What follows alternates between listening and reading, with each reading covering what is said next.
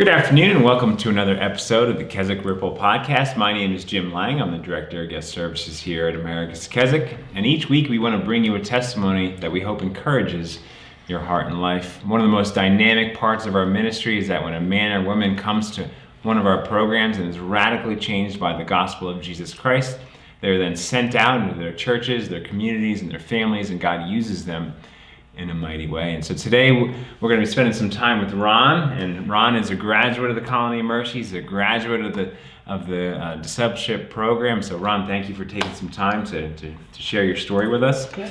Why don't you tell everyone kind of what your life looked like before coming to the Colony of Mercy? Well, it was chaos. It was a downhill slide for many, many years. I was born and raised in Pittsburgh area, and very ethnic, cultural place, and all the men drank and the women stayed home, and that's pretty much what I grew up in. So it was natural for me to go into that, continue that, even though we moved away from Pittsburgh. But anyhow, in my adult life, I was a casual drinker, social drinker, and it just became more and more progressive during my life, and advanced into drinking liquor versus beer, and always trying to chase that euphoric feeling that I got in the beginning. Yeah.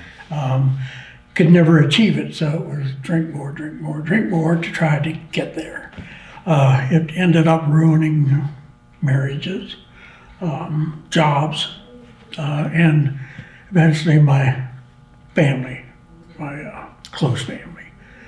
So I think it was in late 2007, I finally bottomed out, lost everybody and everything, and luckily saved by my sister, who introduced me to people who had graduated from here many years earlier here, from her church. And that sort of started everything for me to come to the colony. Okay. Now, how did you hear about the colony? Oh, my sister called me one day and said, "Hey, I'd like for you to listen to a guy. I'd like to call you tomorrow and listen to some things." So it was a Sunday. She called, and a man who was attending her church had been through the colony a few years earlier, and had another friend of his had gone through the colony. Actually, there were 3 guys from that church that had come through the colony by then.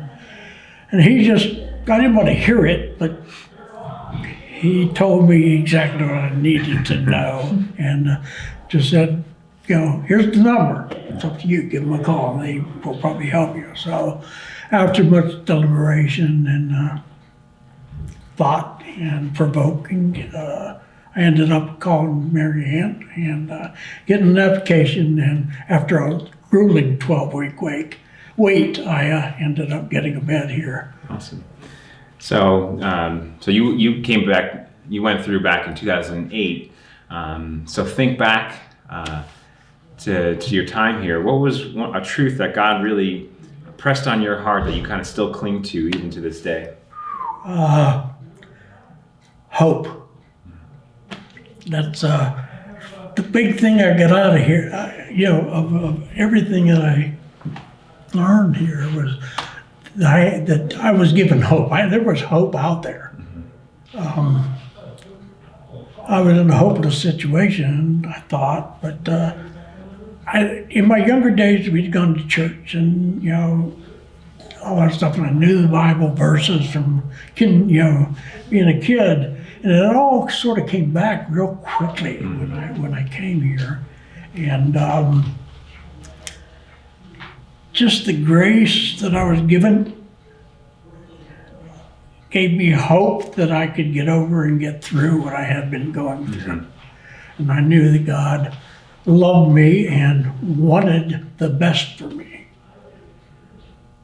All I had to do was listen. So since leaving the colony, how has God been using you in the lives of others to minister to others? Ooh, that's like I said, when I left here, I went to a church in Bowie, Maryland, and ended up working at the church. They had a Christian school there, kindergarten through 8th grade.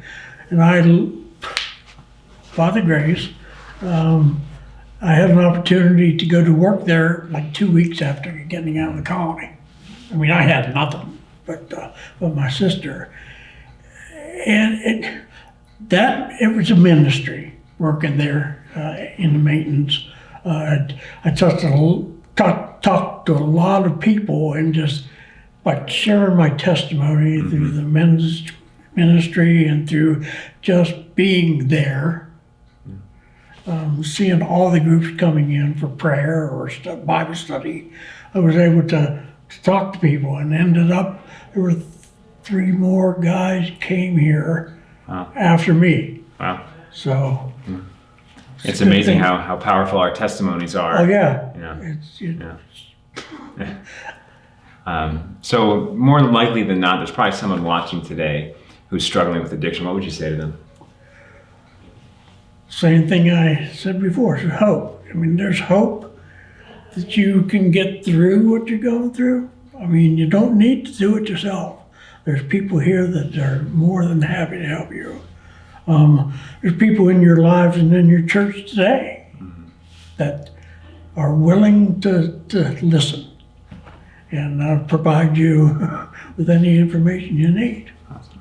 Well, Ron, thank you for taking some time to share a little bit of your story. We hope Ron's testimony was an encouragement to you. If it was, hit the like button, share it on Facebook, and we will see you next time. Have a great day.